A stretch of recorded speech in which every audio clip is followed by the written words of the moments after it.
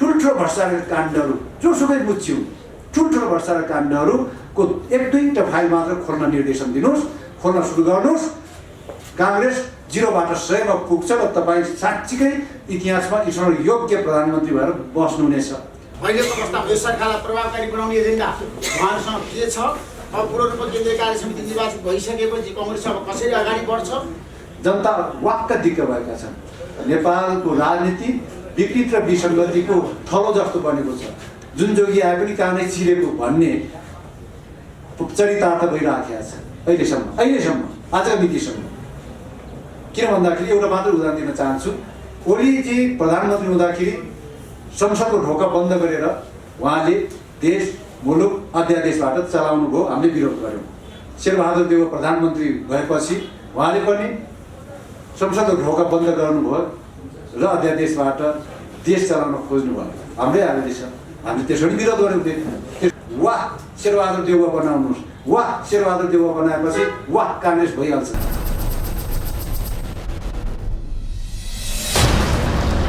नेपाली कङ्ग्रेसको नवनिर्वाचित केन्द्रीय सभापति धनराज गुरुङसँग विशेष साक्षात्कार गर्दैछ। मलाई 100% हामी नेपाली कङ्ग्रेसको एउटा इतिहास बोकेको र नेपाली कङ्ग्रेसमा अहिले युवा पुस्ताहरू हुँदै भएको र युवा पुस्ताहरूले विजय गरेको अवस्थामा उहाँको नेतृत्वमा एउटा टिम छ। अहिले खास गरी भन्यो भने महामन्त्रीमा, सहमहामन्त्रीमा, केन्द्रीय सदस्यको कुरा गर्दाखेरि जुन चिजको विचारको कुरा छ, यसपटक उहाँहरूले जुन विचार लिएर उहाँहरू अगाडि आउनुभएको थियो। शेखर कोइराला पराजित हुनुभयो, तर उहाँहरूको एउटा राम्रो टिम नेपाली कङ्ग्रेसको पदाधिकारीहरूमा आएको छ र यो पदाधिकारीहरूको लागि पनि चुनौती अवसर दुवै छ। अब धनराज गुरुङ जस्तो एउटा शालिक नेतालाई आज हामीले रिपोर्टर्स क्लब नेपालमा बोलाएर उहाँको सफलताको शुभकामना दिने, एक आपसमा अन्तर्क्रिया गर्ने र नेपाली कङ्ग्रेसको आगामी चुनौतीहरू के छ, नेपाली कङ्ग्रेस अब कसरी अगाडि बढ्छ, नेपाली कङ्ग्रेसको लागि अहिलेको अवस्थामा यो सरकारलाई प्रभावकारी बनाउने एजेन्डा उहाँहरूसँग के छ, अब पूर्ण रूपमा केन्द्रीय कार्य समिति निर्वाचित भइसकेपछि कङ्ग्रेस अब कसरी अगाडि बढ्छ र कङ्ग्रेसको लागि आगामी यात्रा अथवा अहिलेको पुस्ताको लागि यो पुस्तान्तरणको लागि जसरी उहाँहरू लाग्नु भएको थियो त्यो पुस्ताको लागि चुनौती भनेको धेरै छ। चुनौतीको चाडमा उहाँहरू हुनुहुन्छ। अब कङ्ग्रेसलाई कसरी संस्थागत गर्ने, विधिको र विधानअनुसार कङ्ग्रेसलाई कसरी अगाडि बढाउने र कङ्ग्रेसमा जनताहरूको चाहिँ निकटता, जनमुखी कङ्ग्रेस कसरी बनाउने भन्ने बारे आज हामी बहस गर्नेछौँ। त्यसैले धनराजजीलाई सर्वप्रथम बधाई दिन चाहन्छु, सफलताको शुभकामना दिन चाहन्छु। तपाईँको कार्यकालमा नेपाली कङ्ग्रेसको ड्रास्टिक चेन्ज होस् र आगामी निर्वाचन हुँदैछ तिनै तहको त्यो निर्वाचन कङ्ग्रेस कसरी अगाडि बढ्छ र अब वामपन्थीहरूसँग गठबन्धन हुन्छ कि हुँदैन आगामी निर्वाचनमा कि कङ्ग्रेस एक्लै जान्छ। म धनराज गुरुङजीलाई पनि हार्दिक धन्यवाद ज्ञापन गर्न चाहन्छु। तपाईँहरूको सद्भाव, तपाईँहरूको माया, तपाईँहरूको सहयोगले आज एउटा गौरवशाली पार्टी नेपाली काङ्ग्रेसको केन्द्रीय उपसभापतिमा निर्वाचित भएको छु। त्यस कारणले गर्दाखेरि यो निर्वाचित हुने क्रममा महाधिवेशन प्रतिनिधि साथीहरूको प्रेम, सद्भाव, सहयोग त छँदैछ, त्यसको पनि सञ्चारकर्मी मित्रहरूको, पत्रकार साथीहरूको म प्रति जुन सकारात्मक ढङ्गबाट मलाई सहयोग गर्नुभयो यसको लागि तपाईँलाई विशेष धन्यवाद ज्ञापन गर्न चाहे। र अहिले हामी जुन काङ्ग्रेसको उपसभापति महामन्त्रीमा पनि साथी आउनुभएको छ, विश्वप्रकाश गगन थापाहरू आइसक्नु भएको छ महामन्त्रीमा।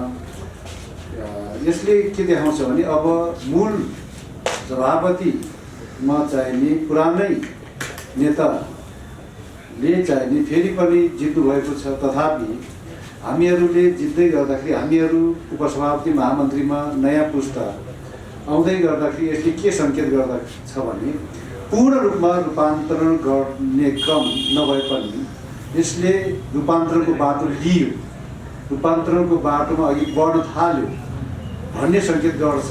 नम्बर 1। नम्बर 2, अनुहारले मात्रै रूपान्तरण हुँदैन। अब हामीलाई एउटा चुनौती थपिएको छ। विशेष गरेर हामी रूपान्तरणको कुरा गर्दै आएका साथीहरू जति छौँ हाम्रो अग्नि परीक्षा सुरु भयो। अब हाम्रो अग्नि परीक्षा सुरु भएको छ।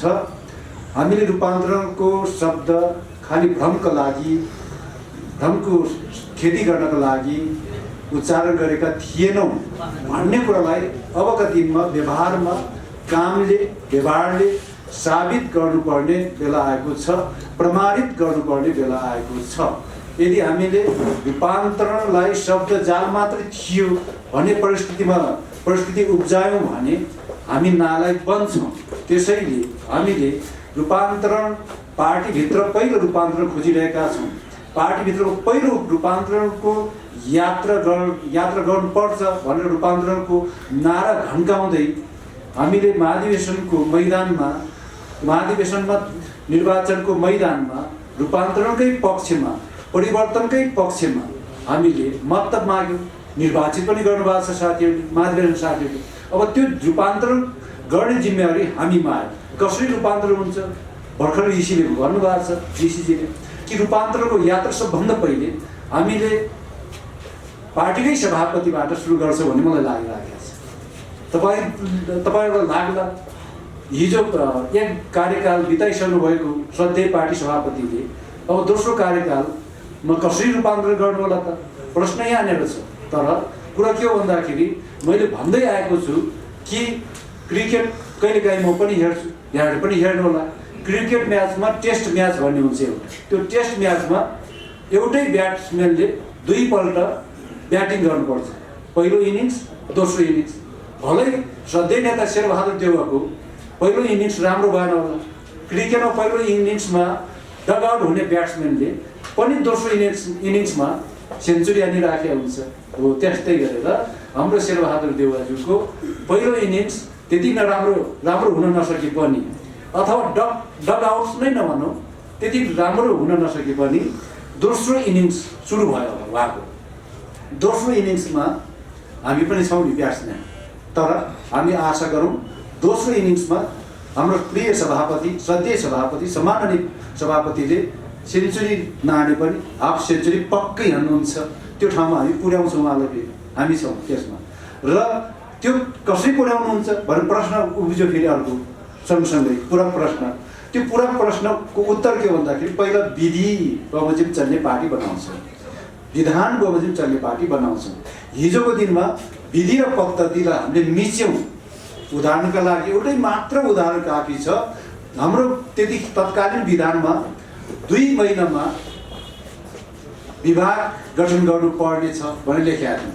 तर तपाईँले थाहा पाउनुभयो 5 वर्ष पुग्दाखेरि पनि विभागहरू गठनका पत्रहरू प्राप्त गरिरहेको पनि, वितरण भइरहेको पनि हामीले देख्यौँ। त्यसैले त्यस्तो अस्तव्यस्त गरेर, विधि विपरीत गरेर, विधान विपरीत गरेर हामी पार्टी चलाउने पक्षमा छैनौँ। यदि त्यसरी नै चलाइरहने भने धनराज गुरुङहरू अथवा गगन थापाहरू अथवा विश्वप्रकाशहरूले नेतृत्व गर्दै पदाधिकारीमा हामीलाई पुर्याएको नोक्सानी मात्रै हुन्छ, उपलब्धि हुँदैन। त्यस कारणले गर्दा हामी अग्नि परीक्षामा छौँ। रूपान्तरण भनेको त्यहाँ पहिला सबभन्दा पहिले विधिको शासन, पद्धतिको शासन, विधान बमोजिम चल्ने पार्टीको रूपमा हामी अगाडि बढाउँछौँ। त्यसपछि पार्टीभित्र विधि र पद्धति स्थापित गर्ने पक्षले फेरि भागबण्ड खोज्न थाल्यो भने, हिजो जसरी 60-40 को भागबण्ड लाग्यो, ढिलो लगाउँदाखेरि थिलो भयो पार्टी। अब पनि हामीले फेरि 40% हाम्रो लोकप्रिय मत हाम्रो प्यानलले पायो। त्यस कारण त्यो लोकप्रिय मत बजेट, त्यो प्यानलको लोकप्रिय मत बजेट 40% भागबण्ड पाऊँ भनेर हात थाप्न हामीले थाल्यौँ भने फेरि हामी पनि पुरातनवादी भइहाल्छौँ, हामी पनि परम्परावादी भइहाल्छौँ। रूपान्तरणवादी होइनौँ भन्ने कुरा त्यहीबाट स्थापित हुन्छ, प्रमाणित हुन्छ। त्यस कारणले गर्दाखेरि कि हामी अब त्यो चाहिने चुनावी मैदानमा 60-40 एउटा प्यानल बन्यो, एउटाले 60% पायो होला, एउटाले 40% मत पायो, त्यो त्यहीँ सिद्धियो। अब म 40% मत प्राप्त गर्ने प्यानलमा थिएँ, त्यसैले म 40% मात्रै उपसभापति होइन। 60% प्राप्त गर्ने प्यानलमा सभापति शेरबहादुर देउवा हुनुहुन्थ्यो, त्यसैले उहाँ 60% मात्रै सभापति होइन। अब हामी सबै 100% सबै काङ्ग्रेसको सभापति, सबै काङ्ग्रेसको उपसभापति, सबै काङ्ग्रेसको महामन्त्रीको रूपमा हामीले काम थाल्नु पर्छ। त्यसको लागि न्यायोचित व्यवस्थापन गर्ने हो। भागबण्ड गरेर न्यायोचित व्यवस्थापन हुँदैन भन्ने कुरा प्रमाणित भइसकेको कुरालाई फेरि पुनः हामीले त्यसलाई नै जागृत गरेर अघि बढायौँ भने हामी कहीँ पनि पुग्दैनौँ र रूपान्तरणको चाहिने त्यो जुन नारा फेरि पनि नारामै सीमित हुन्छ।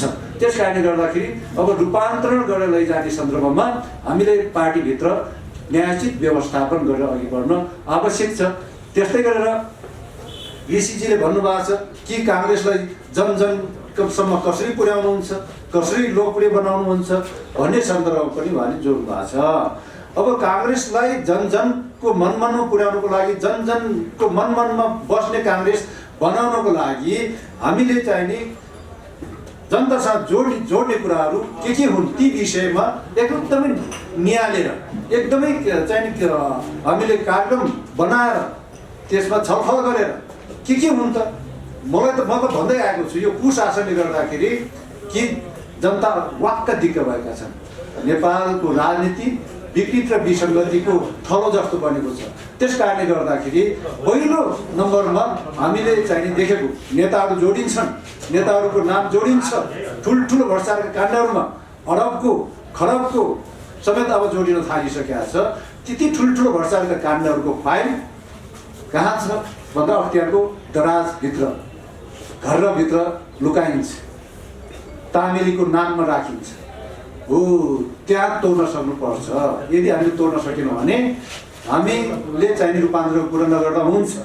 त्यसो भएको कारणले गर्दाखेरि पटक पटक भन्दै आएका छौँ। अब भन्ने मात्र होइन, गर्ने ठाउँमा पुर्याएका छन् साथीहरूले। हिजोसम्म भन्दै आयौँ, अब गर्ने ठाउँमा पुर्याउनु भएको छ साथीहरूले।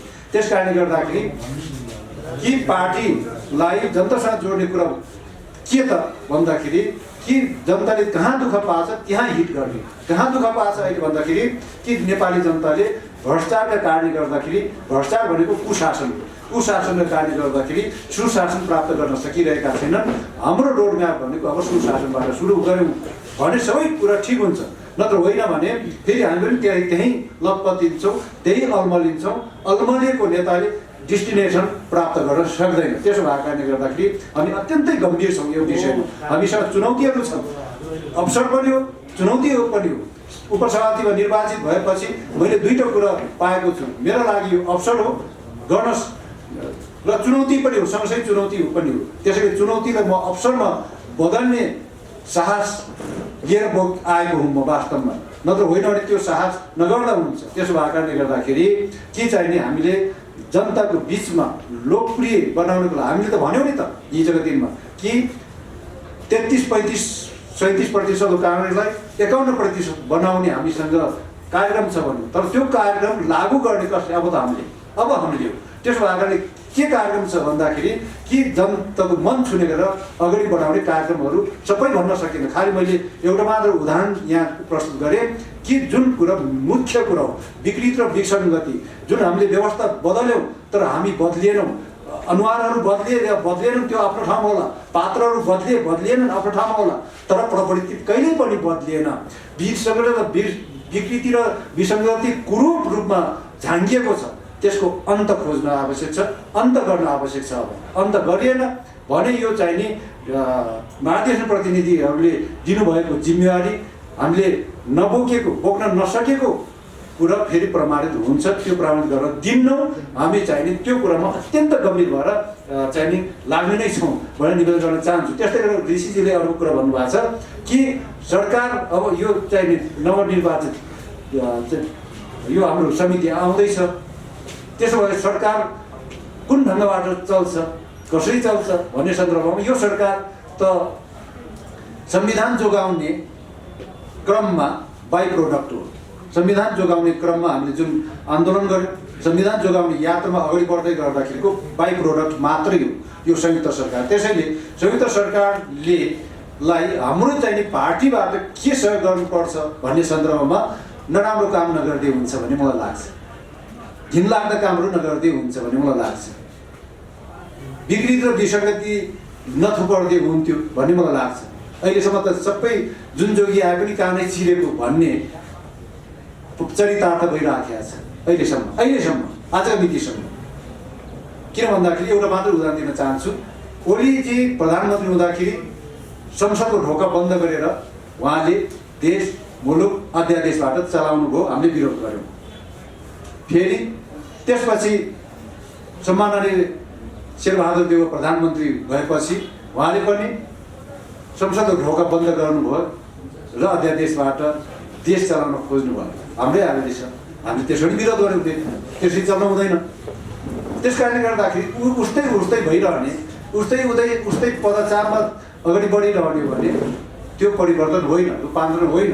त्यस कारणले गर्दाखेरि हामी के चाहन्छौँ भने अब काङ्ग्रेसको हामी चाहिने नेतृत्वमा आइसकेको अवस्था छ।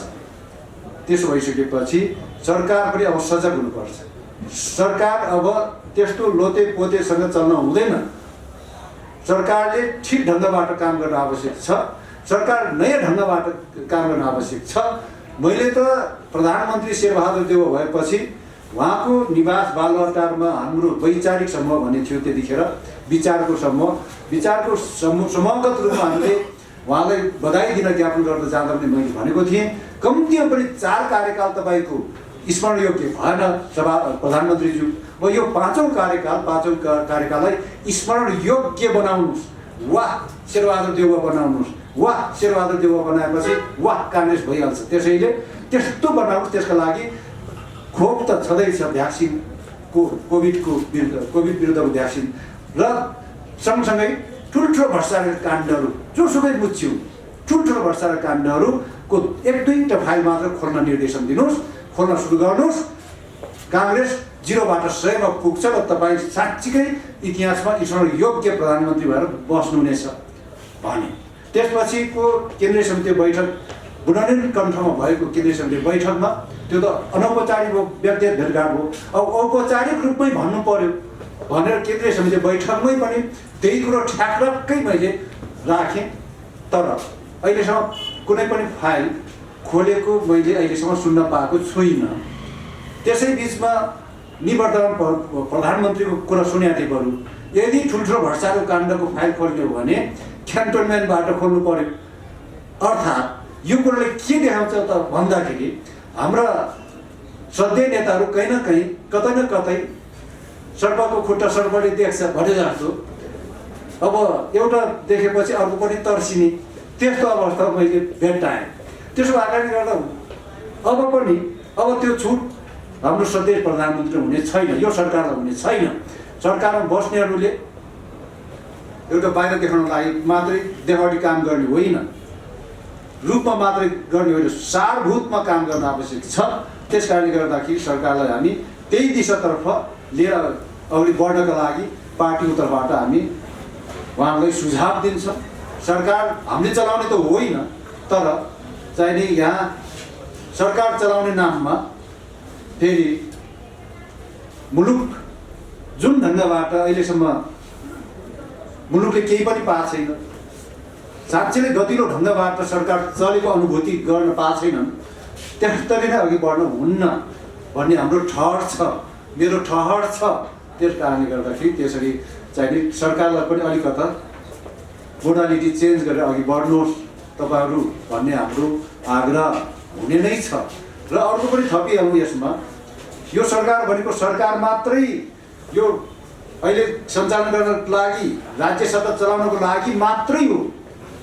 चुनाव सम्पन्न गर्नसम्म बस्यो भने यो सरकारले सम्पन्न पनि गराउला चुनाव, त्यसमा दुई मत रहेन। तर मैले सुन्दैछु हाम्रै महाधिवेशनको उद्घाटन कार्यक्रममै केही नेताहरूले के चाहिने एक्लै हिँड्छु भनेर हुन्छ भनेर पनि भन्नुभएको छ। म भन्न चाहन्छु, विनम्रताका साथ निवेदन गर्न चाहन्छु कि निर्वाचन भनेको अग्नि परीक्षा हो। हरेक पार्टी आफ्नो घोषणापत्र लिएर जाने हो।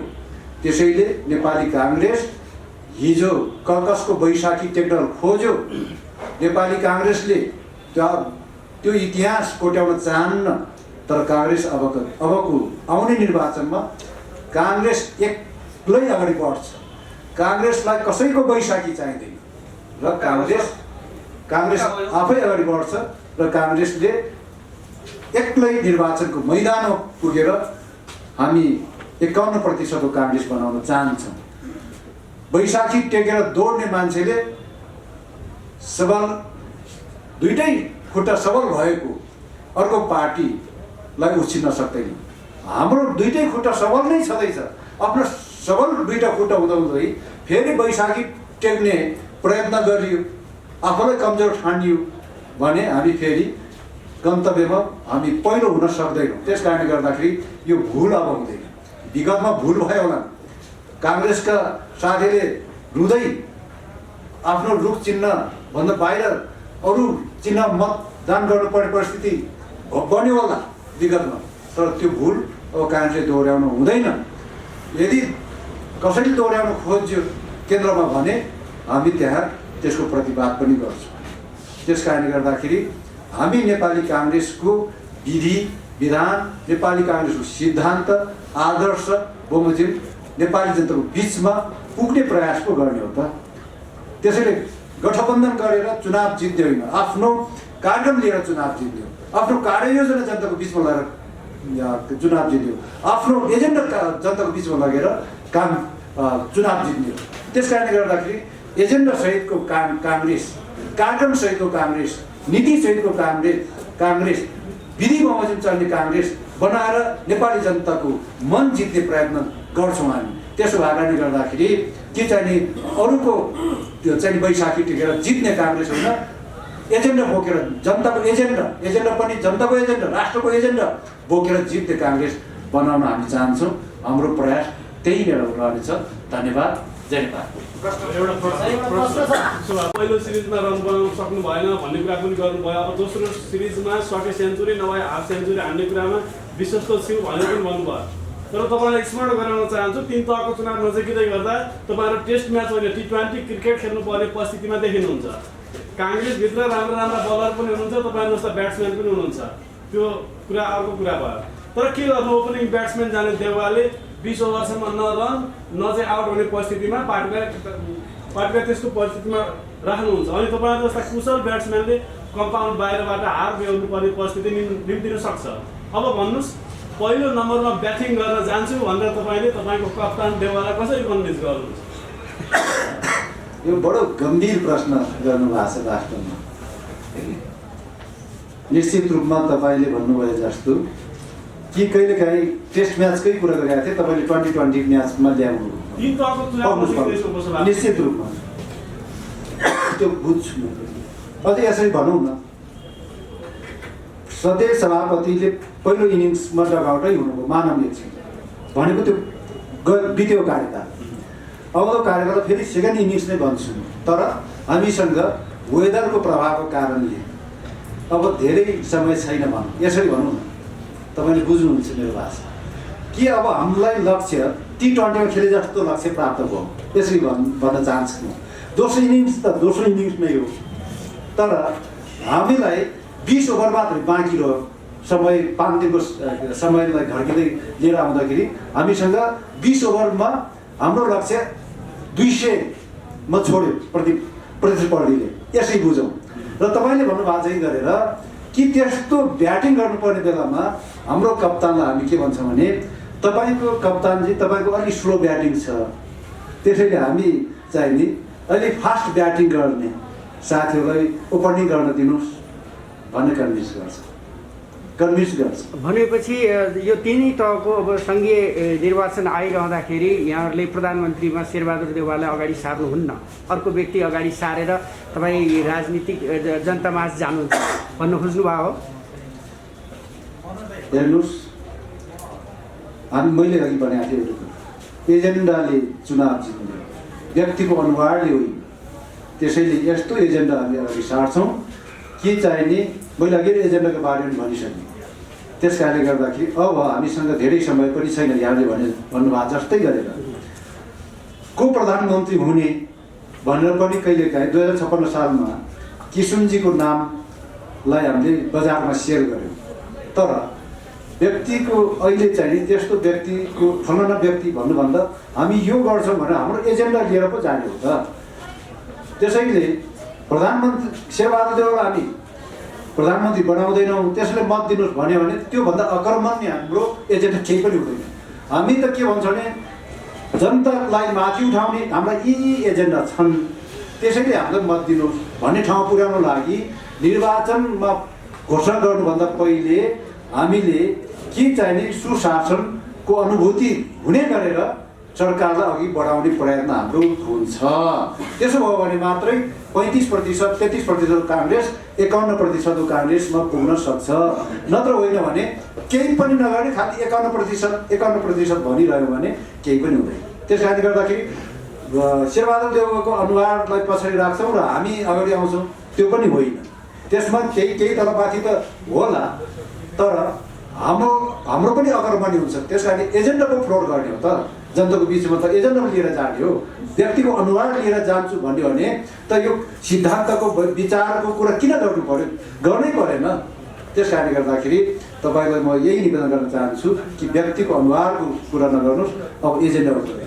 जस्तो तपाईँ समूहभित्र दौडबाटै बाहिरिनुभएका रामचन्द्र पौडेल हुनुहुन्छ, महामन्त्री शशाङ्क कोइराला हुनुहुन्छ, अब शेखर कोइराला पनि हुनुहुन्छ। तपाईँको समूहको कप्तान को त?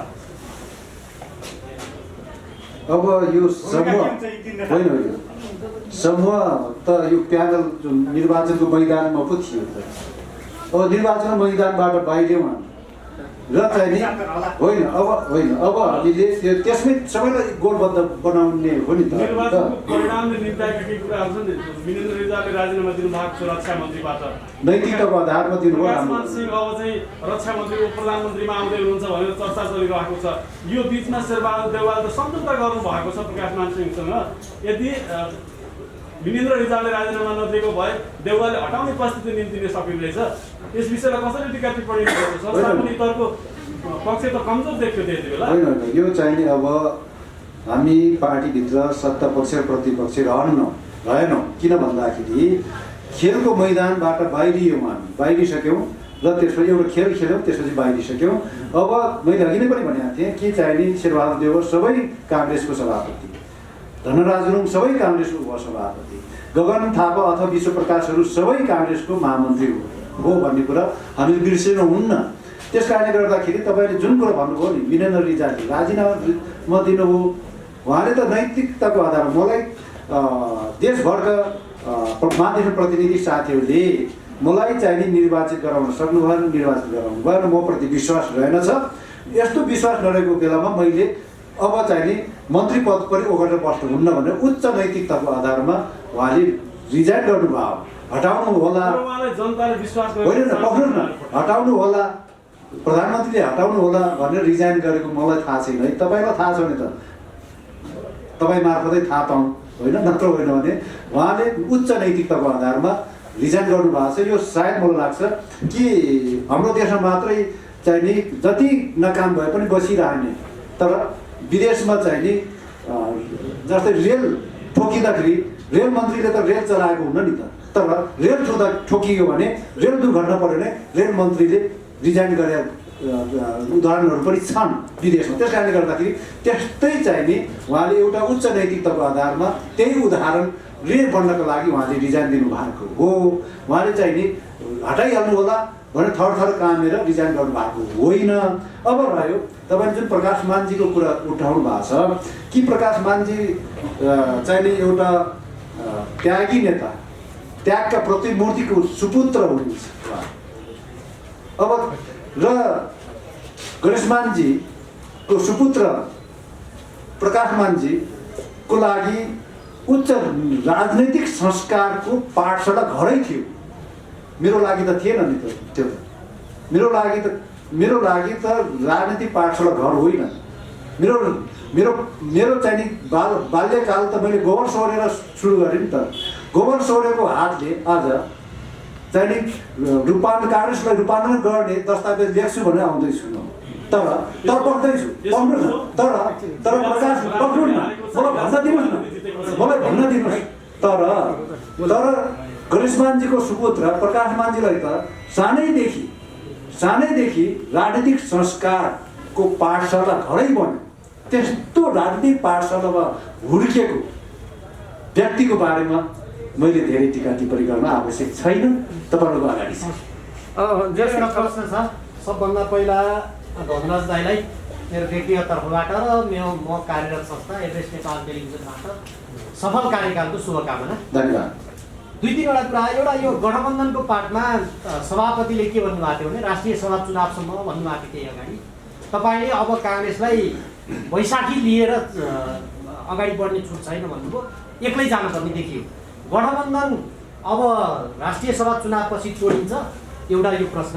अर्को एजेन्डाको कुरा आयो, एजेन्डा के रहन्छ? कतिपयले प्रत्यक्ष निर्वाचित कार्यकारी भनिरहेछन् प्रधानमन्त्री होइन, कतिपयले प्रत्यक्ष निर्वाचित कार्यकारी राष्ट्रपतिको एजेन्डा उठाइरहेछन्। स्वयं माओवादी प्रचण्डले पनि त्यहाँ अब पटक पटक विभिन्न एजेन्डाहरू लिएर आइराख्नु भएको छ। काङ्ग्रेसको हकमा चाहिँ के हुन्छ त?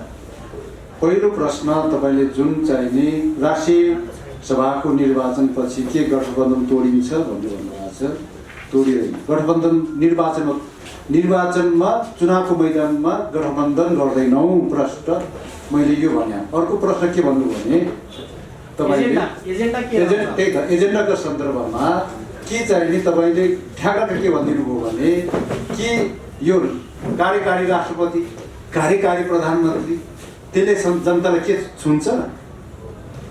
तर म भन्दैछु अब हाम्रो एजेन्डा के भन्दाखेरि कि भ्रष्टाचार विरुद्धको अभियान नै हो, जनतालाई छुने यही नै रहेछ। अस्ति भर्खर मैले एउटा तपाईँहरूकै मिडियामा देखेका थिएँ, हेरेका थिएँ कि एकजना व्यापारीले एकजना पूर्व प्रधानमन्त्रीलाई 6 करोड कि 8 करोडको गाडी चढाए भने बडो गौरवका साथ एउटा टेलिभिजनमा बडो गौरवका साथ अन्तर्वार्ता दिएको मैले देखेका थिएँ। सुदूर गरिबले जोडाउँदाखेरि सिटामोल नपाउने तर पूर्व प्रधानमन्त्रीहरूलाई समेत एउटा व्यापारीले 8 करोड गाडी चढाउने यो गलत हो। मैले गाडी नचढ्नुहोस् भन्दिनँ, चढ्नुहोस् तर 50 लाखको गाडी चढ्नुहोस्। नेपालीको हैसियत बमोजिमको प्रधानमन्त्री बनिदिनुहोस्। साइकलमा हिँड्नुहोस् त भनेको छुइनँ नि मैले, मोटरसाइकल चढेर हिँड्नुहोस् प्रधानमन्त्रीजी भन्दिनँ म। तर नेपाली जनताको हैसियत बमोजिमको कार्यव्यवहार गरिदिनुहोस् भनेको छु। त्यस कारणले गर्दाखेरि हाम्रो एजेन्डा राजनीतिक एजेन्डा त्यो पनि होला, आफ्नो ठाउँमा छ तपाईँले भने। तर ठ्याक्क जनताको मन छुने गरेर काम गर्ने हो भने कि यो दलदलमा फसेको छ नि। 2046 सालको जनगणनापछि हामी 78औं पुगिसक्यौँ, तर कहाँनिर अल्झ्यो देश? भ्रष्टाचार कमिसन तन्त्र, भ्रष्टाचार लुट तन्त्र, माफिया तन्त्रमै अल्झिरहेका छौँ नि त। त्यस कारणले गर्दाखेरि त्यहाँबाट मुक्त गर्ने एजेन्डा लिएर जाने हो जनताको बिचमा। हामीले प्रधानमन्त्री कार्यकारी प्रधानमन्त्री डाइरेक्ट इलेक्टेड प्रधानमन्त्री अथवा कार्यकारी राष्ट्रपति त्यसको बारेमा छलफल गरौँला, त्यसको बारेमा संविधान परिवर्तनको लागि छलफल गर्नुपर्ने आवश्यकता हामीले महसुस गरौँला।